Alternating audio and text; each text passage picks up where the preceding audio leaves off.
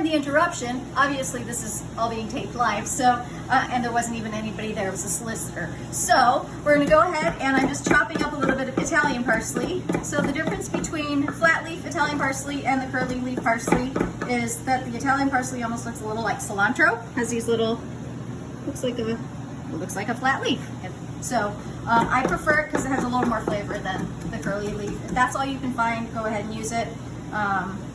But just know if you do want to get the best flavor, use the flat leaf. Okay, just real quick, chop, chop, chop, chop, chop, chop, chop. All right, so let's just take a peek real quick at our onions, peppers, chicken, all that good stuff. Perfect. So you're starting to see everything's starting to take on that color of the saffron. And I'm starting to get some little brown bits on the bottom. So at this point, we're gonna deglaze our pan with a little bit of white wine. This happens to be Pinot Grigio, but like I've said many times before, just use whatever wine you would drink.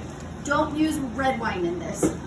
Red wine is fine for like coq au vin, certain other recipes, but for this, we wanna make sure you see that saffron color. If you throw red wine in there, then it was totally pointless to use the saffron to begin with. So we're gonna scrape up Also, we're those using bits. seafood in this.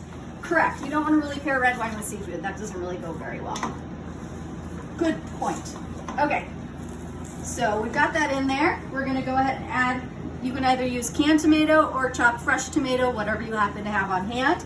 Or if you've frozen tomatoes from the previous summer, you can use that as well. And then our parsley.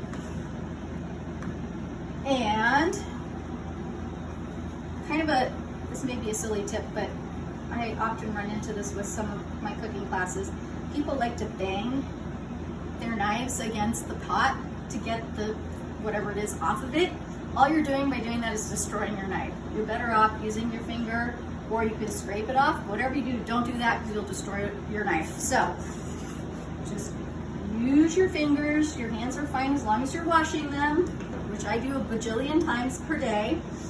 And then stir that in. And then the last thing we're going to do is add some stock. You can use chicken stock, you can use vegetable stock, whatever you prefer. This happens to be like a bone broth, which is fine as well. Whatever you have on hand are fine. Just make sure it's doesn't have MSG, and it's also gluten-free. And we're going to put enough in there to coat about 2/3 of the way up. Again, this is braising like we talked about the other day. We're not poaching this, we're braising this. So that liquid is going to be in there to sort of steam the chicken and cook it through. Once this comes to a simmer, I'm going to turn the temperature down to sort of a medium-low, cover it, and then we're going to let this cook for roughly, I'm going to say about a half an hour or so. And then we'll add the rice and go from there.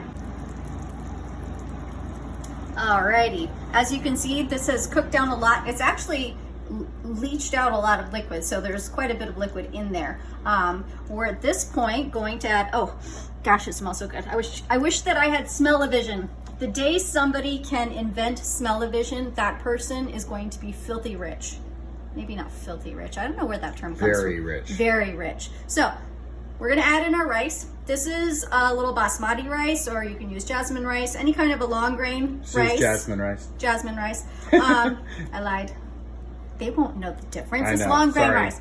So that generally cooks in between 15 and 20 minutes. So we're gonna pour that in there. I might add a teeny bit more liquid because it's a 2-to-1 ratio of rice to liquid. So 2 cups of rice, which should be 4 cups of liquid. Save your arborio for a risotto.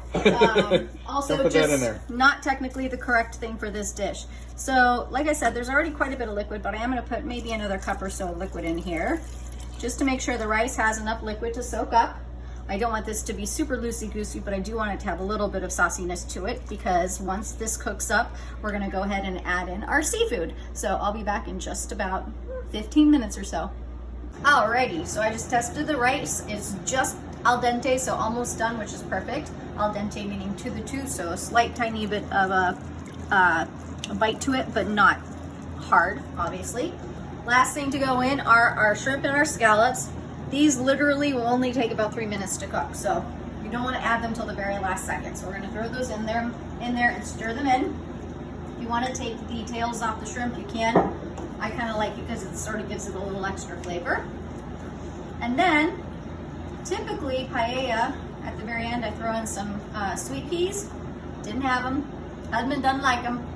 But but I do have sweet corn, so we're gonna put that in instead. So I just have some frozen sweet corn that I went ahead and thawed, and we're gonna add that in there just to give it a little extra veggie and a little extra sweetness. Peas are probably the only vegetable I don't like. But if I make you split pea soup, you'll eat it, Well, so there's that. I'll eat anything you make. So I want to just kind of like focus in real quick. If you look at the shrimp, when it's not cooked, it's sort of that grayish color and it's still sort of floppy. The second it starts to get cooked, it starts to turn opaque. And instead of being sort of a looser sort of curve, it tightens up into sort of a tighter curve. So you can almost see this change color and texture as it cooks.